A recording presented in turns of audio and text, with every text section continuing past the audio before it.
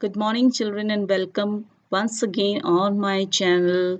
Here I am making this video about the learning outcomes of lesson number 19. Our lesson number 19 is A Seed Tells a Farmer's Story. Here, before doing this video, I must explain here that in the next video, I will give you the explanation of this chapter, the content of this chapter, where you can easily learn the content of the lesson, understand the lesson, and after that, you will come to know that these TLOs are achieved or not by you. So let's begin our video. The first yellow of our lesson is to know the importance of seeds in a human being life. And for this, we can give these pictures to the students first so that they can identify the different cereals we are using in our daily life. Generally, in our India, the students know only the two kinds of cereals like wheat and rice because mostly they are using these days at your home and they in their home, but these are the more different types of cereals like bajra, maize, millet, ragi, oats, and sorghum. Let them identify them.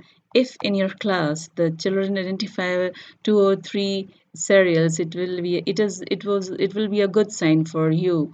So, and after showing them the pictures of all these things, you can show them the this part also, because here you can identify, the children can easily identify the difference between the wheat, barley, rye, rice, maize, oats, and millet. And after identifying these different cereals, you can explain the importance of these seats to them. Okay, and the class content is for the primary section. So here the importance of these cereals or the seeds are as only I have tell you the two importance, that is the main, these seeds are the main parts of our diet or of our food as a source of carbohydrate, fibers, and minerals. And the second importance is that these seeds are used by our farmers to grow the new crop in the next year. So they kept them for they preserve them for the next year. Now come to the lessons learning outcome 2, in which you have to find out the different ways of seed preservation, how these seeds are preserved for the long time. As these pictures are showing you, in the first picture, they scrape the seeds in the husk of wheat and rice, and when they open it and they use the seeds. And in this, these are the maize and dry maize cobs. They are kept hanging in the house without any protection, because I think the seeds are very much naturally protected, and many insects do not give them any harm. And pulses, after coating, how the pulses are kept for the long time, because as my mother do, I know that the coating of what she did is that she mixed the pulses with a mixture of little water, mustard, and turmeric, and then kept them in the earthen pot, and it keep as it is for a long time. Somewhere the wooden boxes are also used, as you are observing in this picture, and also a dry locky, as it is given in their chapter also. These are the bottle guards, and they kept the seeds inside them, and then they make them sealed with the help of mud, and then keep them for the next year. And in this way they protect the seeds for a longer time. And along with that, we can use the neem leaves also. It is very simple and very easy method to protect the seeds.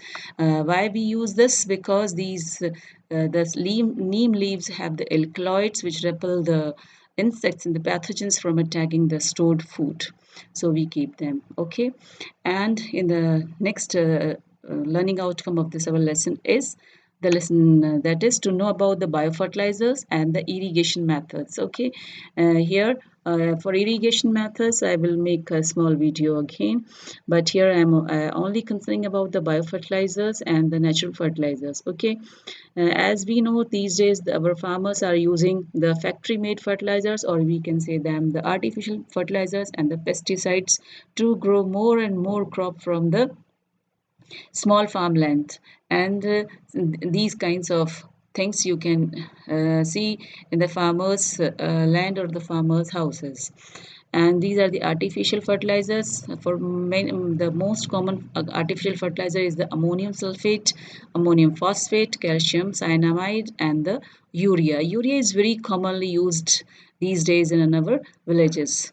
But what is going on is this, that now the scenario is going to change. The biofertilizers, as we can define, are the plants and the animal products or the waste products that are decomposed by the microorganisms which are already present in the soil. And it is also known as a compost or a manure. This is the picture of this compost or the manure which the farmers can use while growing their crops. And this picture is showing you the earthworm, the one of the most important friend of the farmers. And the another friend I have told you in the chapter number 2, a snake charmer's story, is the rats, which also helps the farmers. How the farmers are helping how the earthworms are helping our farmers are actually they loosen the soil and make it porous, convert the dead plants and animals into simple organic form, and convert them into compost form. So the chapter tells us not only the story of a bajra seed. Many other seeds like the maize, jowar, and oats somehow have the similar story ignoring by the people these days. But a little change has been observed now. The people are again feeling the importance of these seeds for their healthy body and mind. So they are again using these seeds, and now the farmers are growing these seeds again. And our farmers have also changed one more thing, is that they have turned towards the use of natural and organic farming in place of using artificial fertilizers and pesticides. For example, Sikkim is the first organic state of our India. All these changes will certainly improve the conditions of farmers and agriculture in India in the coming days. With this hope, I'm going to close this video, and please wait for the next video. And if you like it, share it and subscribe it. Okay, thank you once again, children, and